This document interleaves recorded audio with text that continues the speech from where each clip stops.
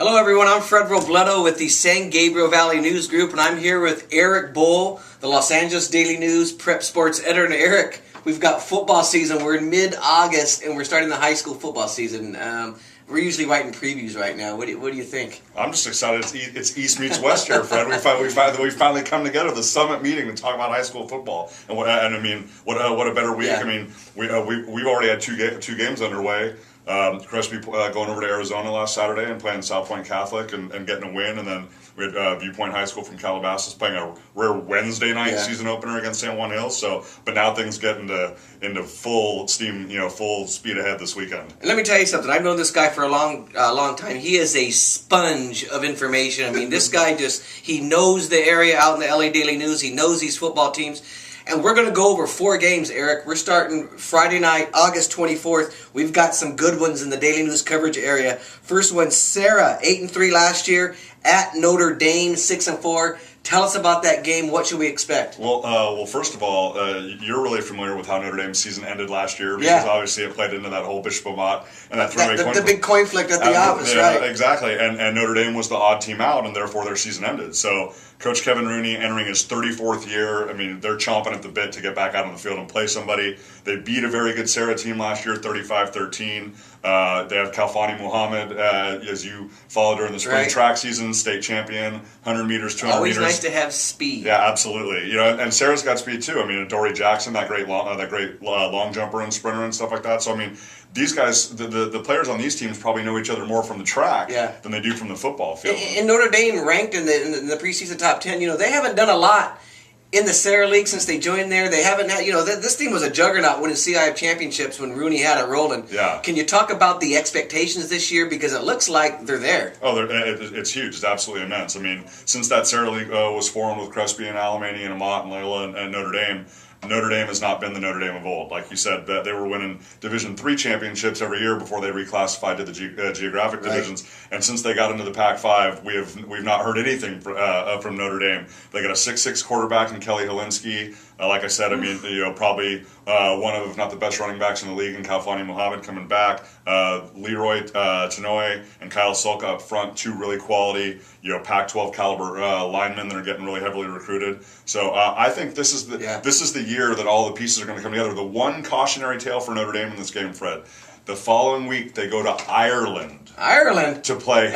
To play Hamilton of Arizona as part of that big showcase that's tied in. High school teams get to go to Ireland. Exactly, I'm telling you, what an amazing experience. I've never been to Ireland. Guys. So it's like before they start thinking about all the blarney and all the food and all the fanfare over there, they got to get past Serra first. So that's what I'm worried about. If they can just focus on Serra, I think everything will be okay. See, folks, I told you Erik Boal is a sponge. He knows his stuff. We're going to go to another game, Erik. We're going to talk about 4 briefly. Del Oro, 13-2, is home Friday against Oaks Christian, 11-3, and a new era for Oaks Christian, right? Absolutely. I mean, for those people even in the Tribune area, in the Pasadena area, very familiar with what Bill Riddell did there. I mean, obviously he was a San Marino graduate and coached at St. Francis and Occidental. I mean, Bill Riddell is a legend. So Bill Riddell is known anywhere. Bill Riddell's not actually Christian anymore. It is now the Jeff Woodruff era. And what's the feeling over there with Woodruff taking over? Well, I mean, his resume certainly speaks for itself. He's former head coach at Eastern Michigan, assistant coach at UTEP. So, I mean, the guy knows the game, and he returns just a stockpile of talent up there as Oaks Christian has every year. I think it's just going to be a matter of him putting his stamp and his identity on the team. I mean, this is no longer Riddell's team and his system, and it needs to be Woodruff's identity and his system. They got Brandon Dawkins, who's probably one of the best junior quarterbacks in the state, coming back, and a lot of targets to throw to. Most impressive of which is Francis Owusu. But this is a challenge. I mean, Del Oro was a state finalist last year in Division II, lost to Helix from down there in La Mesa in San Diego. So, I mean, to have your very first game on the road at Del Oro, who was a section champion up there in San Joaquin and a state runner-up, I mean, Jeff Woodruff he's easing into it. He's going right after it. So, and that's part of series of games up there, the Battle of the Veterans event that also will feature Thousand Oaks High School from the Alemany League, as well as Westlake playing a game on Saturday. So I think that's a really exciting event up there. And Eric, before I get to these last two games, I didn't put you on the spot. What we like to do in the SUV is make predictions. Sure. I want to know, Notre Dame, Serra, who you like? I like Notre Dame. I just think, like I said, if they avoid looking ahead to the following week and getting on the plane and going to Ireland, they beat them 35-13 last year, and nothing tells me that it's I don't know if it's going to be as wide of a margin, but I like Notre Dame. Well, I don't know how you do not think about going to Ireland next week, but I like Notre Dame too. Del Oro, Oaks Christian, both obviously had good seasons last year. Who do you like in that one?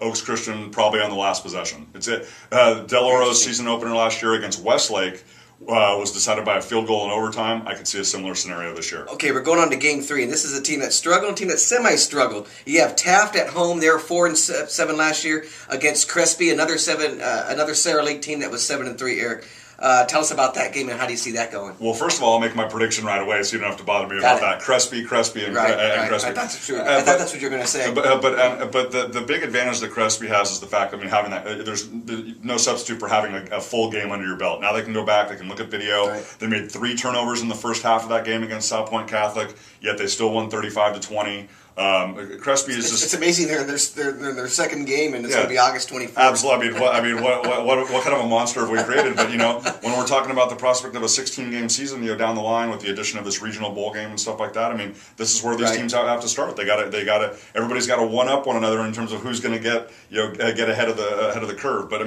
Crespi is just they're physically superior at pretty much every position. Actually, Taft's best player is kicker punter Jordan Descalo, probably one of the best in the state, and will be heavily recruited down the line. But I just think the fact that Taft doesn't have a game under its belt, and the fact that Crespi is physically superior. They got Cody Cordell at quarterback, Okalani Langi at running back, and the defensive trio. Remember these guys when they're playing Bishop Mott down the line, Fred. Ray Davison, Brandon Arnold, Tyler Foreman. Probably 3 of the best defensive players in the Serra League. Got you. And we're going to go now. This is a game that we have a little bit of familiarity with. Brandon Cox, Pasadena. Absolutely. They are taking on Alemany, 8-3. Alemany, which is what we call Pasadena West. Yes, absolutely. Because they have so many players Stephen from Mitchell the Pasadena and all those guys, area. Absolutely. This is Mir, Pasadena, Blair. This is a combo of guys that go out there. That's a sore subject out here in the Pasadena area. I'm sure it is. And Pasadena was 6-6 last year. I'm not sure on paper, in person, on the eye test, they have much of a chance because Alemany's got it rolling. They're 8-3. Tell us about that team. Well, the one bad sign for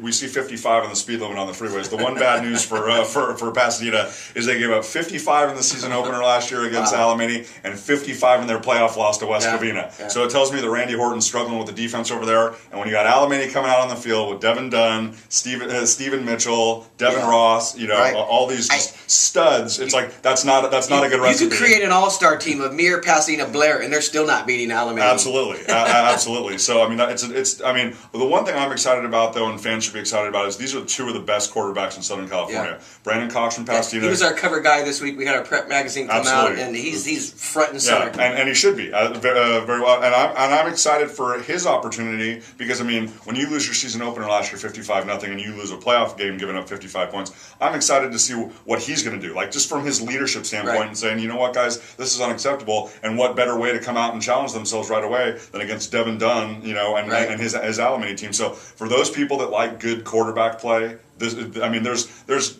talented players all across Southern California. There's great games to go watch this weekend, but if you want to watch 2 good quarterbacks really slinging it, this is a game to go to. Again, this is Erik Boal. That game is going to be at Pasadena High School on Friday night.